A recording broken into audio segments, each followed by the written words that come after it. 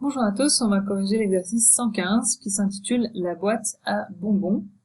Dans votre énoncé, on vous dit tous les éléments de l'adresse du destinataire de la facture, la désignation et le prix unitaire ainsi que les frais de port sont obtenus par des recherches. Vous copiez les formules de la ligne 19 à la ligne 29. Donc, c'est-à-dire que donc ici, dans votre destinataire, dans votre adresse de destinataire, ce sera des recherches. Ensuite, votre désignation, ici, le prix unitaire, ici, ainsi que les frais de port, ici, sont obtenus par des recherches. Donc, ça va être que des recherches. Tout le reste, on va pouvoir insérer, comme nous dit dans la zone de texte au centre, pour chaque facture, saisie obligatoire du code client, du numéro de facture et de la date de livraison, ainsi que des références et des quantités. Ça, c'est ce que vous allez insérer manuellement. Donc, on insère manuellement les 1107, donc le code client, le numéro de facture 8562. On va insérer les références comme on a dans l'exemple, donc C102, C104, C105 et C107, ainsi que les quantités, donc 30, 35, 25 et 40. Et le reste, on va pouvoir insérer avec des recherches. Donc, déjà à la ligne 6, donc C6, on va insérer le madame. Donc déjà, on peut regarder qu'est-ce qu'on a comme onglet. Donc ici, on a le catalogue qui nous permet de savoir en fonction de la référence une désignation et un prix unitaire. On a une base de données client qui nous donne, selon le code client, un titre, un nom, un prénom, une adresse, un NPA et une localité. Et ensuite, on a des frais de port ici qui permettent de savoir en fonction du montant et d'une tranche de montant, on a des frais de port. Donc vous voyez que c'est dégressif en fonction plus on achète, moins on paye de frais de port. Donc dans la facture ici, on va insérer le madame, donc on l'a directement ici. Donc ça va être une recherche V, étant donné que le tableau est vertical, le tableau de ici client. Donc en fonction du code client, donc la 16, on va bloquer si jamais on veut tirer la formule. Notre table de matrice, c'est donc notre base de données de client qu'on va pouvoir bloquer. Du coup, elle est nommée, donc pas besoin de bloquer. Numéro de colonne, on sera donc dans la deuxième, ici. Et valeur proche, 0. Et OK. Donc là, on a déjà le madame.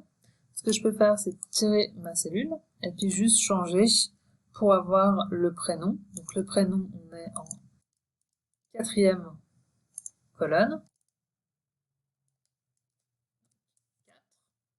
Je peux tirer pour avoir le nom de famille.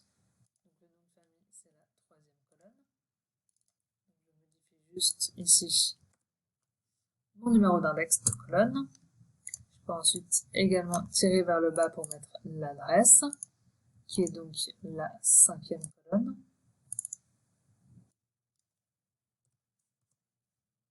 Je vais pouvoir encore tirer pour avoir le NPA, qui est donc la sixième colonne. Et je vais pouvoir tirer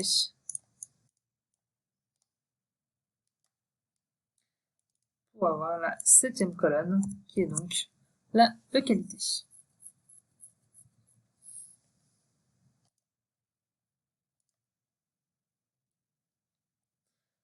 Ensuite, on va pouvoir mettre, si jamais, la date ici.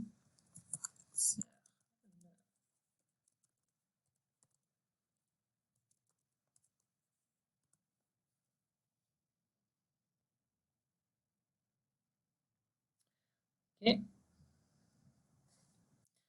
pourrait très bien mettre le 11 août automatiquement par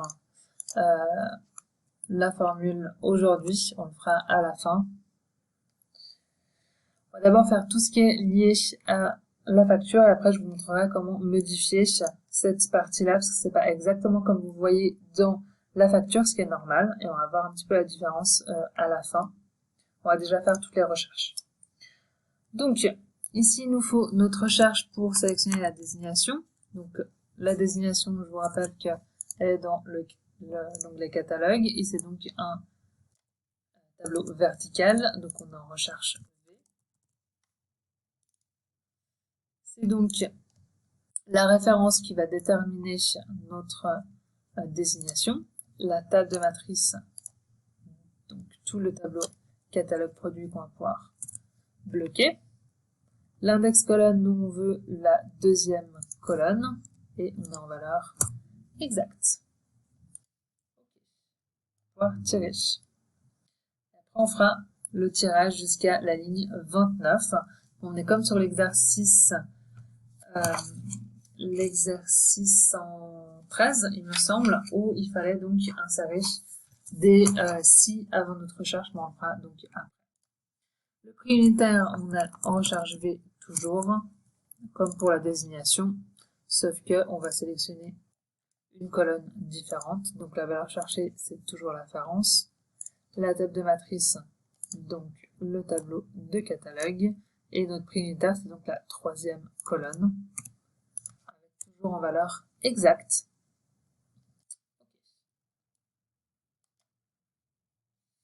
Le montant, on est donc sur du quantité fois prix.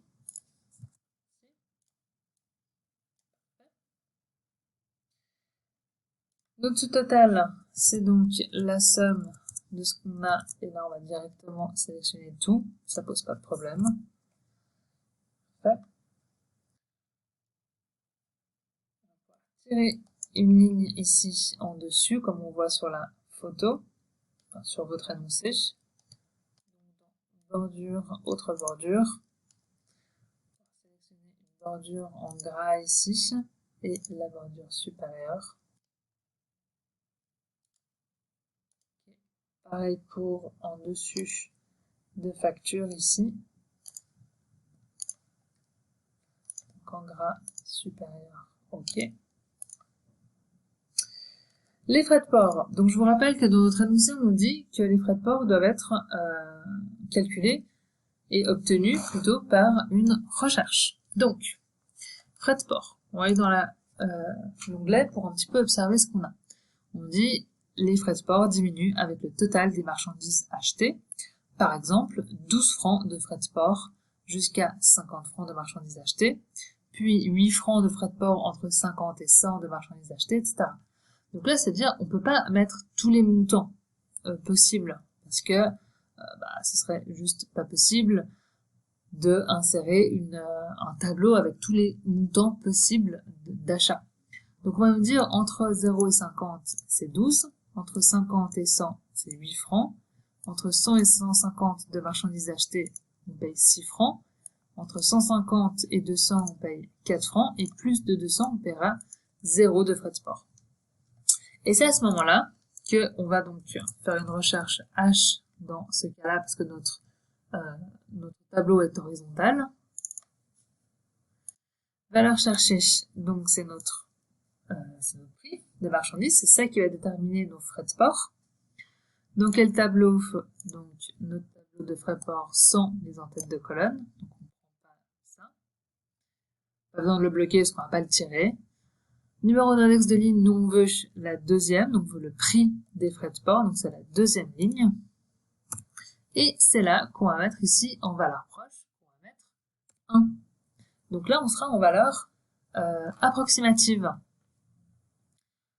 Ok, et là vous voyez que pour 170 francs d'achat, la personne va payer 4 francs. Donc là si on vérifie, effectivement 170 c'est entre 150 et 200, donc elle paiera 4 francs. Et c'est à ce moment-là que notre recherche est la dernière, on va dire la dernière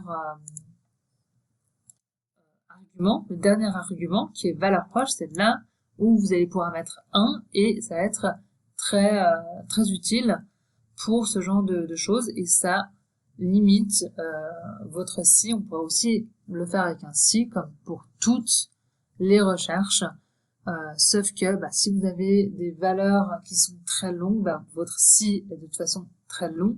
Donc là, vous voyez que votre recherche est très rapide et vous mettez 1 à la fin, ce qui fait donc l'affaire. Ensuite, notre TVA de 7,6%, donc 170 fois la TVA de 7,6%. Et on voit que c'est arrondi aux 5 centimes, donc arrondi au multiple. Et à la fin, on rajoute notre arrondi de 0,05. Si je regarde ici dans mon argument de fonction, le nombre, c'est donc mon sous-total de 170 fois 7,6%, et mon multiple, c'est 0,05. Ok. Donc là, on a bien les 12,90. Et le total de la facture, ça va être notre somme de ces trois chiffres, 186,90. Et on aura terminé. On va regarder maintenant, donc avant de clôturer cet exercice, donc ça, en termes de recherche, de somme, etc., on est bon. Sauf que en fait, on nous demandait d'aller en termes de formule jusqu'à la ligne 29. C'est toujours pareil, si je tire ici ma formule, j'aurai le NA. Pareil, ici, je vais avoir des NA partout, ce qui va bien sûr poser problème. Donc on est toujours à la même logique, c'est-à-dire si et la recherche va être mise, je la coupe avec CTRL X et je la colle dans la valeur s'il faut. Donc si est vide cette cellule est vide, alors on mettra rien, et sinon on fera notre recherche V comme on avait de base. Et donc si je tire, on a donc rien ici. On va faire pareil dans cette formule.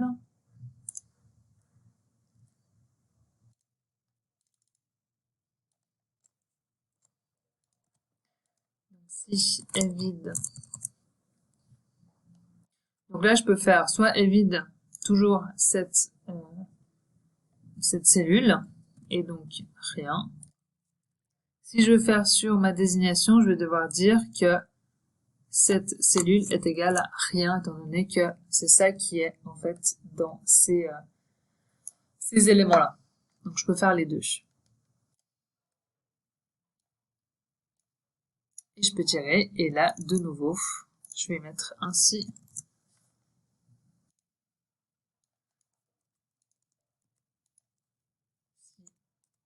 Si vide cette cellule, alors je mettrai rien. Et je tire. Et là, de nouveau, ça revient comme avant, et ce qui est complètement correct, c'est-à-dire que là, tout d'un coup, je vais pouvoir rajouter une référence, donc je vais prendre une référence qui existe, donc par exemple C108,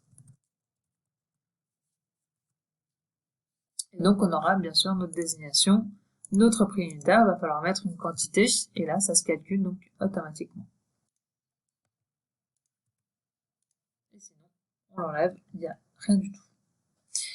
Et voilà ce qui clôture notre exercice 115, le dernier de ce chapitre 7 sur les recherches. Je reste bien évidemment à votre disposition si vous avez des questions.